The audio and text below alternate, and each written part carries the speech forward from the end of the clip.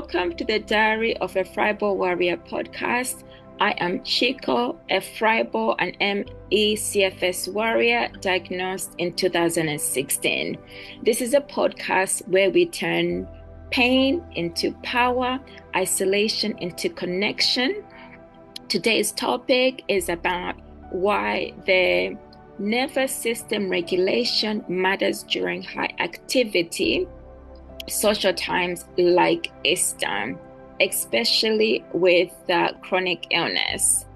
And as you can see right now, the Glam Squad is not here. We are recording in a hoodie the first time ever because I was just like, the hair is not done yet, and I was just in the mood to record and do something for like a podcast. Excuse me if I keep forgetting words. That's a Fibro thing, and most of you chronic illness warriors, Fibro and ME/CFS warriors can resonate with this. I hope your day has started off well, and if you are somewhere where you're soaking in vitamin D, please send it my way. Natural vitamin D, as the weather here, it's cloudy, gloomy, and misty in the UK. It's not surprising. We're used to it, especially during holiday periods, which include bank holidays, long weekends. It's something usually happens like with the weather. So no complaints on my part. Hence the hoodie here to also keep me warm and hide everything else. So yes, back to the topic at hand, why nervous system regulation matters during high activity social times, especially like Easter, a period with chronic illness conditions. Why this topic resonated with me today is I have been feeling low energy wise, more than the usual, and also mildly out of breath, and that's to do with like on and off ongoing issues from as far as I can remember, from like when I was younger, to do with anemia. And I am on a process of like regulating that with like vitamins and additional supplements, just to get back to my usual way of being, in conjunction with living with like pre-existing chronic conditions. And why I wanted to share this with you, I just finished like a 5-minute guided breathwork session on YouTube. It's called Instant Relaxation Nervous System Regulation with it's called Breathe with Sandy. I will leave a video below my Substack post where you'll be able to see it, and if you are watching anywhere else, there'll be a link there for you to click and have a look at it. And honestly, today it helped me to excel just a bit. And then I was just like knocking on my head thinking, what did I think about this before? I could have just easily done this throughout the past couple of weeks, taken like just the 5 minutes. And I think that in passing, I might have been thinking about it, but then didn't fully commit to it. So today just felt like, yes, do sit down and commit to this breathwork activity. And it was fortunate that it was 5 minutes, because to be quite honest, my attention span at the moment is limited. So we're here, Honesty Club. I've got my hands up. Honesty Club is right here. Short attention span is what I am admitting to, and that is okay. We find other ways, to persevere through, and the 5 minutes is just what the doctor ordered for me, I guess, today, and it helped. So Easter weekend can be a period where we are madly rushing around. Okay, there's the potential for high activity work to be going on, whether you throw yourself in or indirectly do things, as it's a nice period as well just to be out and about or to connect during like social gatherings, or a time to be with family, friends, And even if alone, there can also still be some activities that can also combined as a holiday period make it draining. Okay, it can be more demanding to to our bodies. So like for instance, change in routines, noise, more engagement than usual, food, all the goodies that we want to have, especially chocolates and the extra bits that come with the Easter period, and travel, if you're having to travel too.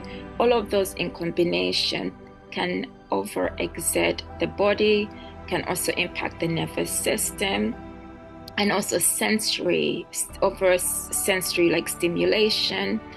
All that activity can be happening, and it can also make it feel as though post the festivities you are starting to then live with regret. Excuse me, as I also DJ, like on the side, I am multitasking. I'm playing YouTube background track so that I don't have to add another track. Not sure if you hear it, but that's what's going on at the moment. Anyone running on low reserves, high activity doesn't feel festive. It often feels like the nervous system is bracing itself for an impact. Okay, and as much as you want to enjoy it, there might be the post-exertion regrets. Okay, post-exertion regret in terms of mentally, you're thinking, oh, why did I overexert myself? I was enjoying myself. And then physically, you're also feeling the impacts of it too. The nervous system regulation matters, especially when there's so much activity happening during specific periods, as I've mentioned. For instance, when your vagus nerve and parasympathetic system are working well, your body can shift from survival mode, flight or fight mode, or the opposite way, fight or flight mode, to rest and digest. Okay, but for those of us with chronic illnesses like fibromyalgia and other related conditions, the switch is often stuck or sluggish. And the result, even with small stressors like a crowded area, a crowded environment, or yelling of like children, can trigger pain, fatigue, and then sensory overwhelm. And so then this connects to like what I was feeling just in terms of the energy levels.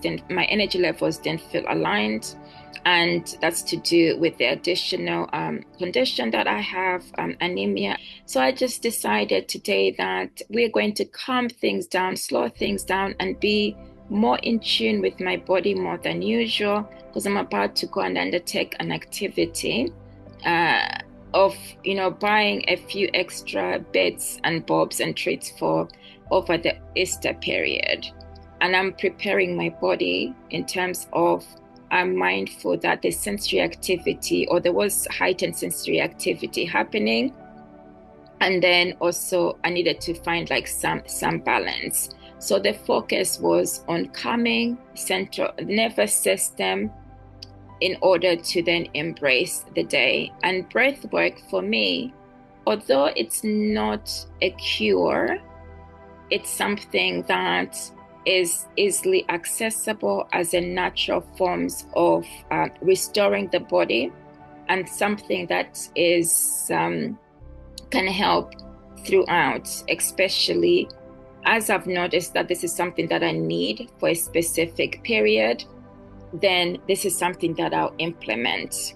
So what I would like to know from you too is, do you implement breath work? And how do you find that process for you? I'll also have additional questions for you towards the end of this podcast. And the breath work is really easy. And the 5 minutes, if you've got a short attention span like me at the moment, then definitely it will come in handy, as the 5 minutes pass by like a breeze. You just sit there, breathe in, breathe out and follow somebody who's speaking to you, and it works. It works. It helps. You might not feel it for the first time if you haven't done this routinely, but over time, as a cumulative activity, you will feel it. So over the years, I have dipped in and out of yoga and Pilates, meditation. I like it, love it as a concept. I struggle with it, and that's my honest truth. And for some people, it works perfect. Why I struggle with it is sitting there for prolonged periods. There are times when I have been in tune with it and I've embraced it. So I think what I've learned over the years is to embrace things that you feel aligned with. Your body easily feels aligned with, and then adapt as you go along, not to force it. So the alternative of full meditation for me was breath work. That resonated with what I needed to do right here at the moment.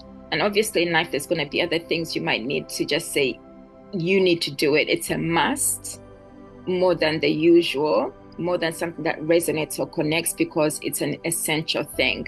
But most of the time I go with being in flow and in tune with what's needed. And today's topic was about the nervous system, calming it down and being in flow with easing some of the symptoms. I think I mentioned before that it didn't erase my symptoms, which is unrealistic to expect that it would do that or ease anything completely, but it helped just quieten it further down. And I feel like my day will be better as a result of this too. And when I come back and before going to bed, I also do some more breath work just to align in with like the extra low energy that I've been feeling for the past couple of weeks. So the two questions that I wanted to leave you with was, what would you actually enjoy this Easter holiday period or any period if your nervous system wasn't working so hard to keep you safe? And the second question is, what would feel lighter if your nervous system finally got a real break? I'll repeat that again. What would feel lighter for you if your nervous system finally got a break? And then to end off, if the high energy holiday period leaves you depleted, especially with chronic illness or low iron, I highly invite you to check out the video. But just in general too, if you want to learn to be more in tune and calm, like your sensory nerve activity, your nervous system, as part of healing, not cure, from fibromyalgia, and learning to live well with fibromyalgia, ME, and CFS. This is something that's natural that can then be implemented in your routine and can then formally become a habit, especially if you find that you're at a place where things are a bit too much symptom-wise. I dip in and out because over the years, I've learned how to be more mindful about what's going on with me. I'm more mindful and present in not overexerting myself, more mindful about the nervous system and sensory activity, and cognitively, mindset-wise, being in tune with what's going on. And when I said dipping in and out of it, is that I'll be honest, I'm not consistently doing it all the time, but I implement other things which I also enjoy when I take breaks from doing things like breath work, yoga and Pilates. I'll do walking and I'll do other things that I incorporate as part of my daily routine that's in flow with where I am in that period and time. And that's normal. That's normal in life. I hope what I've shared in this podcast has resonated with you. I might have been all over the place. My thought process is it's all over the place. Let's just be honest. I'm wishing you a good Easter period. one that feels restorative rather than overextending. And also remember this: I can't make it is a full sentence, which doesn't require apologies or guilt attached to it. I can't make it, full stop, especially if somebody's asking or requesting for you to show up, or if you feel guilty that you can't show up. It's about learning to let go, and that in conjunction will also help in calming your nervous system, letting go of the guilt and showing up when you feel more aligned and able to mentally and physically, without overextending yourself, overexerting yourself. Your well-being matters most of all. Until next time, ciao for me for now.